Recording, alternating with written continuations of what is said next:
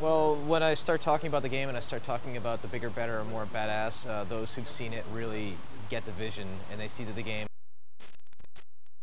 is large. They see that the controls are improved. They see the overall experience is improved, and they see that it is indeed badass. So there's more blood everywhere. There's more great weapon-specific execution moves. There's things like the meat shield. There's an expanded multiplayer mode, where there's so many different modes now and maps, and it really is the sum of its parts. And I think it's coming together to really be an 800-pound gorilla. Well, the level that we've shown so far, the assault level, is really just on a scale of 1 to 10 as far as things going on, it's like a 12, right? But that's not to say that the entire game is always at that pace. There's parts where things slow down a little bit, or they're a little bit creepy, and during those times we have the chance to explore some of the narrative, and we still keep our cutscenes fairly brief, 2 to 4 minutes max. And we also have characters that talk while they're walking along. We have other ways of telling the narrative with discoverables as far as scraps of paper that players find, or PA systems in various levels. So we have all these means with which to tell a richer story than the first. And so it's not just about stopping the threat of the Locust from sinking Jacinto, it's also about Dom's personal journey and what he winds up finding.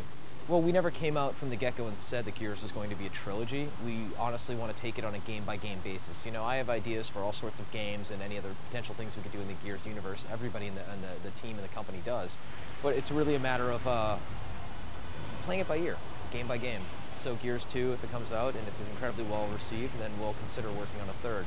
But before that, we're just busy worrying about 2. There were a lot of questions that were in the first Gears of War that we will provide answers in the sequel, and we'll also raise a few more questions. So players are going to see a lot about Dom. They're going to see a lot about where humans live in Jacinto. They're going to see the Locust home city. They're going to find out more about the Locust hierarchy. There's a lot of mysteries that we want to unravel for the players. We still have a lot of optimizations to the engine, but the engine is an ongoing project for us that we continue to improve, not only for us, but with our partners who are our licensees for Unreal Engine. And some of the latest improvements really shine through in the demonstration as far as destroyable environments, more physics, better character lighting models, crowd systems and whatnot. And I think everything's just improving at a breakneck pace. And for this generation, as far as Gears 2 shipping, we're pretty much in optimization mode at this point. Well, in Gears 1 we had a very, very solid cover system, and we improved it with the title update so that Roadie Run was a little bit better.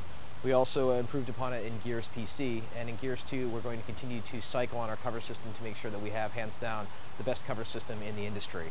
And we have so many tweaks, literally hundreds of little tweaks as far as at what angle do you enter cover, and when do you do a SWAT turn, and how do you enter cover when you're roadie running and things like that, that I can't even list all of them, but regardless, it's something that keeps me up at night, and we continue cycling on internally on a regular basis. It's the A as an all move button has been expanded a bit as far as players.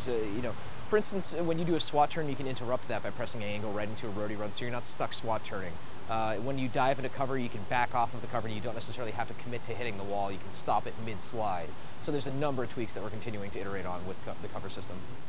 Players will be able to use the meat shield in multiplayer, so you will be able to knock your buddy down who's on the opposite team and take him hostage and crack his neck, or use him against his own buddies as a shield. Well, the first thing that happens when a player takes another player hostage in multiplayer is the body will decay as it takes damage.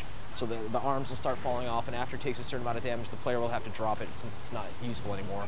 Or he could absorb like a boom shot with the body, at which point the body jibs in his arms, he's covered in blood, and he's like, ew, that was disgusting.